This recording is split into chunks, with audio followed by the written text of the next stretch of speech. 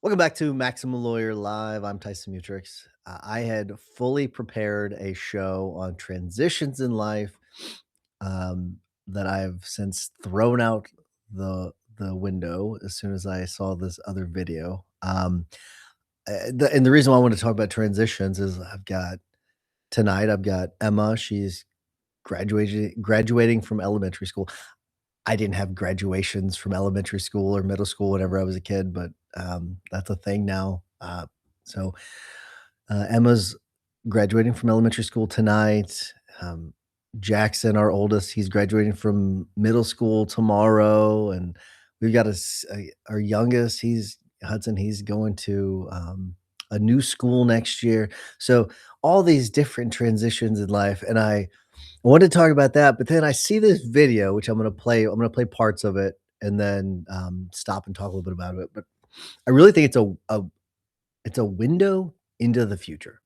I think it's a window into the future to give you an idea as to what's happening in Silicon Valley, but it's actually going to happen in law firms. I think that this is a really good um, picture of what is to come, and that's why I saw this. I was like, "Oh, this is interesting." So let's start to play it a little bit, and you'll know what I'm talking about. So this is Marc Andreessen, really famous, very rich guy. He's very tied into the tech industry. So let's hear this for a little bit.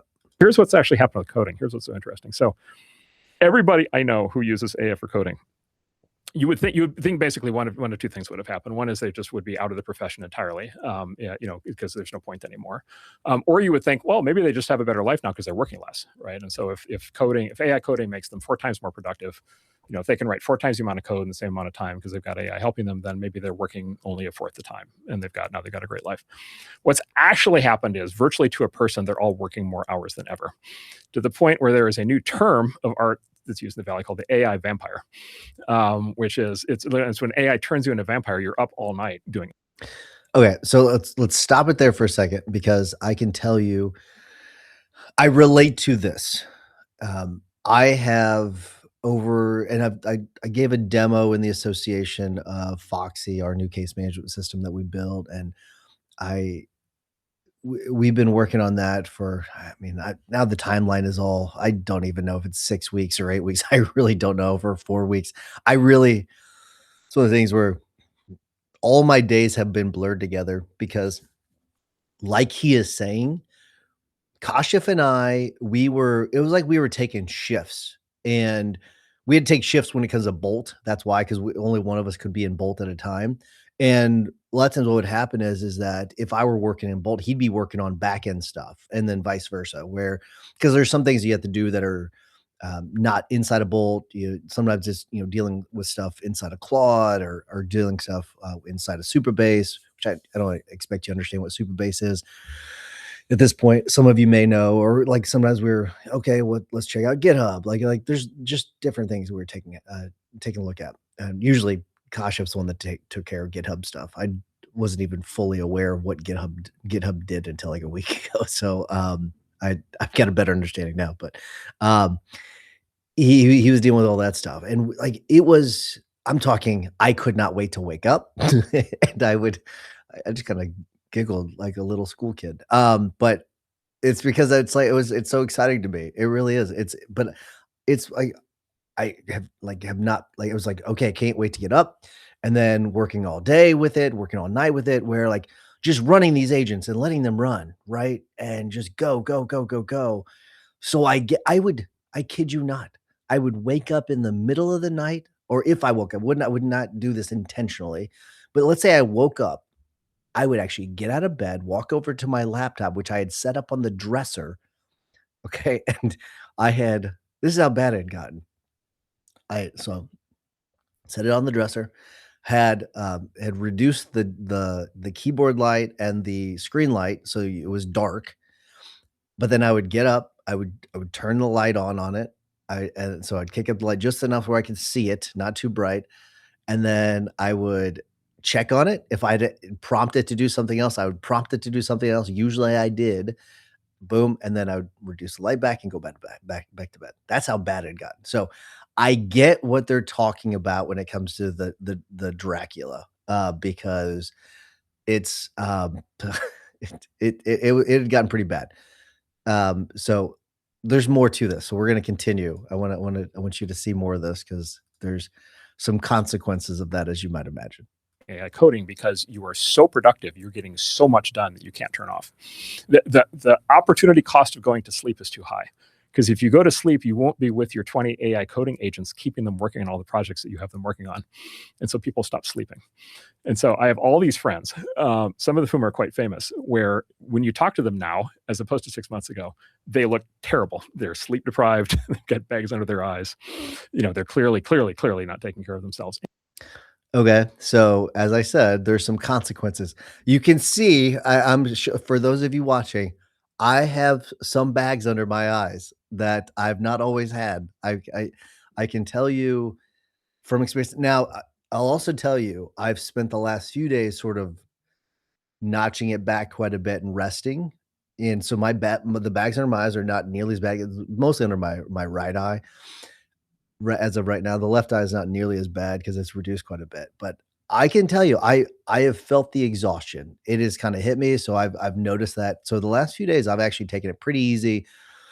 Over the weekend, I took it pretty easy. Didn't really do a whole lot, and so it is one of those things where, like, I've felt it, and that's a real thing. So I understand people looking terrible, and I bet I looked a lot worse a few days ago because I have been resting. I even took a nap yesterday. So which is not that's not something I do. Not on a weekday. I'm not gonna be taking a nap on a weekday. It's just not what I do.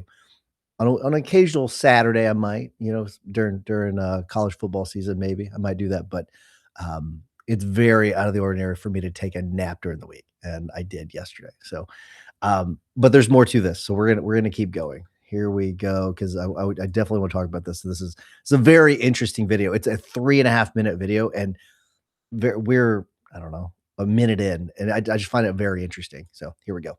And they're absolutely ecstatic because they are able to produce 5 times, 10 times, 20 times more code per hour than they could in the past. And so they are just absolutely ripping through, every project that they've ever wanted to do at work, every coding project they've ever wanted to do at home. I have a Wall Street friend who has a computer science degree from MIT from 35 years ago and then became very successful in Wall Street. So he stopped coding. I was just with him this week. He's picked up coding with AI. He's completely re-automated his entire house. So he's got like AI jukebox and security cameras and pet robot dog pets, and like he's got like every smart fridges and every conceivable thing you can imagine. And he keeps running tally, and he in his spare time has generated 500,000 lines of code just by working with AI. And he's one of these AI vampires, right? And so now he's got like the digital music jukebox system of his dreams to let him the way he's always wanted to experience music.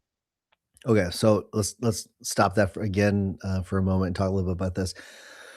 I've been the same way where, like, home stuff, work stuff, like all these projects. I had this running list of projects that things that I've been wanting to do that we just like one of those things until recently, they were just not possible to do unless you had a massive army of people to do them. Just weren't. And now it's just let's implement this. Boom, let's implement that. Let's implement this. Boom. Click a few clicks of a button. Boom, let's finish this training here. Boom, let's all these different things done. Done. Like this is I've used this as an example in the past, but this is just a basic example of what I want to organize the all of the stuff on my desktop because I'm a habitual screenshot taker of things. I I have all the screenshots that I've ever taken, not I don't know about ever, but that I've taken over the last few years that are on my desktop. I've a lot, as you can might imagine. They've all been organized by topic. I didn't do it.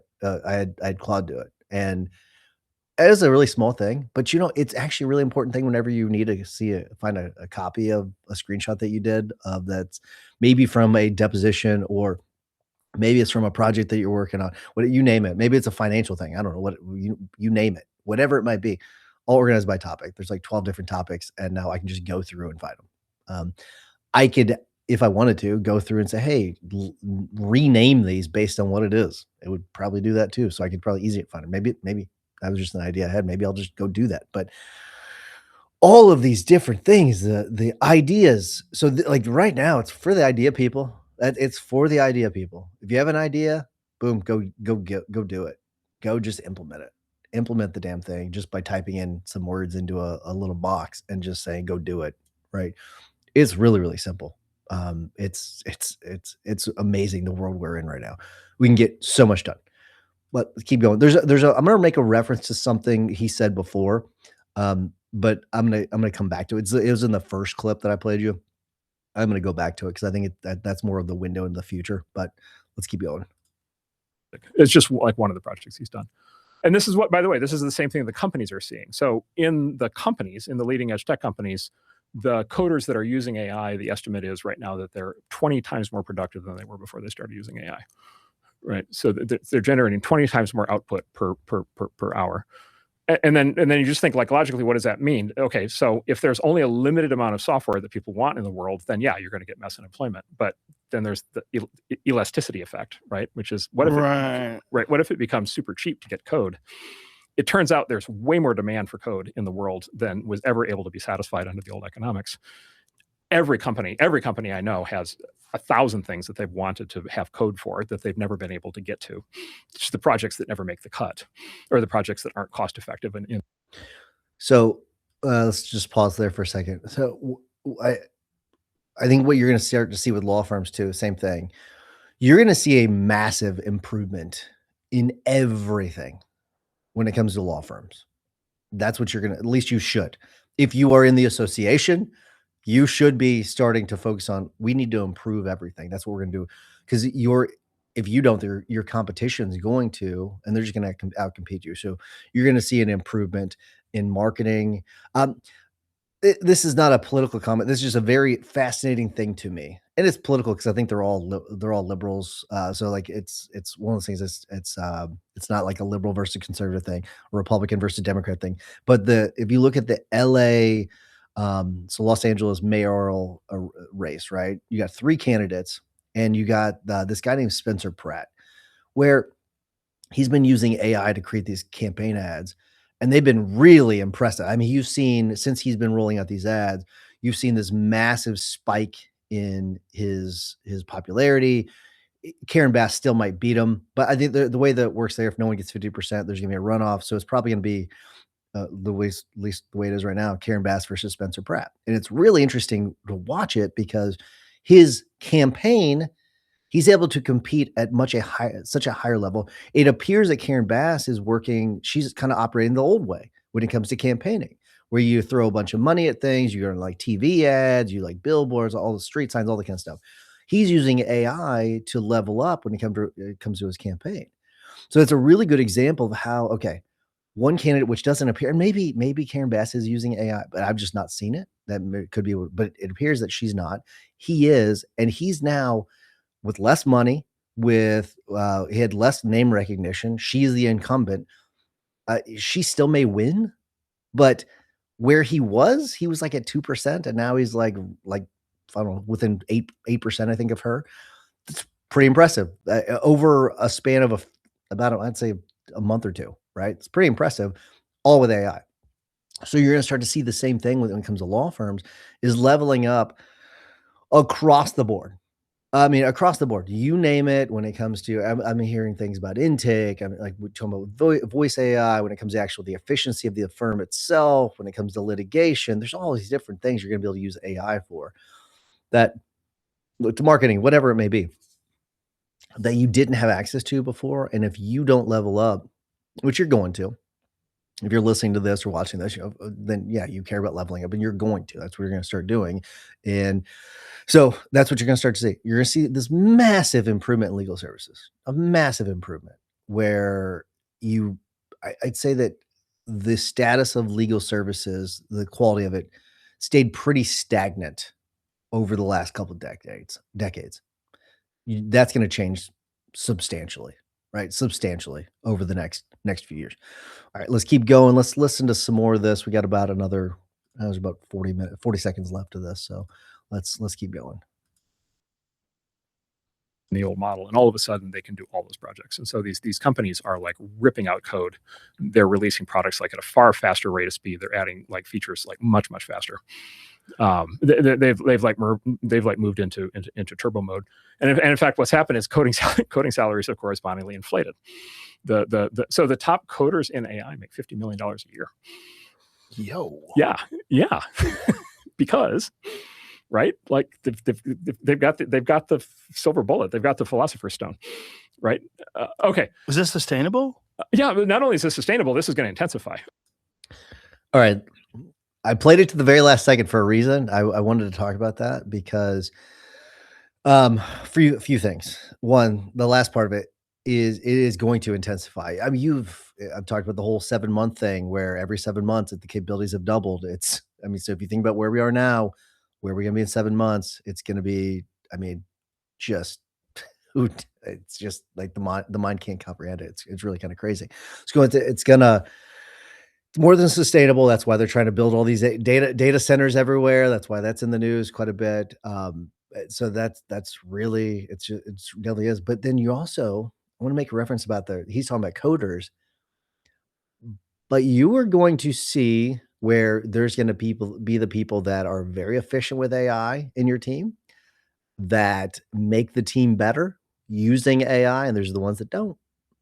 And you have to make decisions as to value and pay and all that, because you're going to start to see a reduction in workforces across the board, which is going to free up your capital. And the really valuable ones you're going to want to keep around, because they're the ones that are building and making the team better and making your team super efficient. So you're going to see an increase in those salaries. You're going to see a reduction in the workforce for other people. I think that's really, really important. Okay, so I'm going to go back to something he said at the beginning. So, and I don't just to kind of refresh your memory about this. He's talking about the vampires, right? Talking about the vampires. Let me see if I can. I'm guessing as to where this is. So let's play it a second. You would think basically one of two things would have happened. One is they just would be out of the profession entirely, because there's no point anymore. Or you would think, well, maybe they just have a better life now because they're working less, right? And so if AI coding makes them 4 times more productive, if they can write 4 times the amount of code in the same amount of time because they've got AI helping them, then maybe they're working only a fourth the time, and they've got a great life. What's actually happened is virtually to a person, they're all working more hours than ever, to the point where there is a new term of art that's used in the Valley called the AI vampire, which is it's when AI turns you into a vampire. You're up all night doing AI coding because you are so productive. You're getting so much done that you can't turn off. The opportunity cost of going to sleep is too high, because if you go to sleep, you won't be with your 20 AI coding agents, keeping them working on all the projects that you have them working on. Right there. That's the part I want to talk about. So the 20 different AI coding agents that they're all working, right? That is a window into the future of work right there. That's if you have a human in the loop, which in the legal profession, we should for the foreseeable future. I think well into the future, maybe not so much, but what you are going, if you want to know what it's going to look like for work in the foreseeable future, and I'm talking months, okay? I'm not talking about years even, I'm talking about months. People managing agents, okay, where are we on discovery?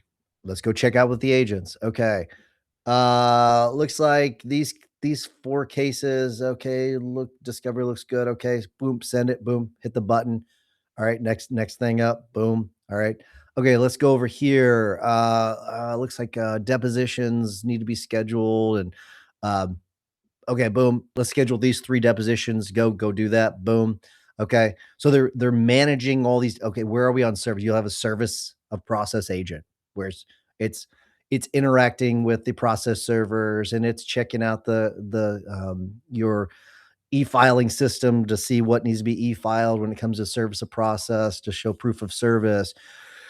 It's updating the file with the documents from your online e-filing service for your state, all these different things. So that's the future of work. Okay. You have a medical records agent that is maybe one that's doing the request, but also you have another one that's doing the summarizing of the medical records. Your team is just simply going to be managing all of those little things. That's what it's going to be. And you might be thinking, Tyson, well, you're not going to need a full team for all that. And you know what? You're probably right. That is probably right. So you have a decision to make. I talked about this last week, or maybe 2 weeks ago, I think is whenever I talked about it, which it's 2 weeks ago, that really tough conversation that I'm hoping my team has not seen. But you have a decision. Okay. Do you keep those people on and shift them over to more client focused roles, more like customer service kind of thing, that's my preference if you can make it work, or do you eliminate those roles? That's where the tough decision is, but that's where we're headed. This is where we're headed. It's management of agents. That's what it is. And the next step after that is agents managing agents.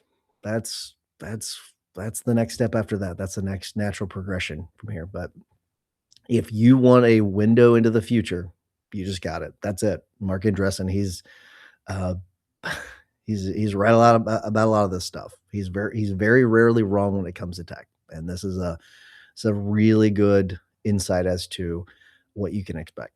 But all right, that's all I have this week for you. Hopefully you got something out of this. Hopefully you enjoyed that video. Anytime you can get insight from Marc Andreessen, I highly recommend that you listen to it, because very smart guy. But make sure you check out beccaslist.co for the best in legal vendors and who to avoid as well. Also, if you are interested in the association, go to maxlawcon. Make sure you get your tickets to maxlawcon, maxlawcon.com. Make sure you get your tickets, because tickets have gone up, prices have gone up. So I want to make sure you get your tickets before they go up again. So make sure you get those tickets. Go to maxlawcon.com. Have a great week, everybody. We will be seeing you. See you, buddy.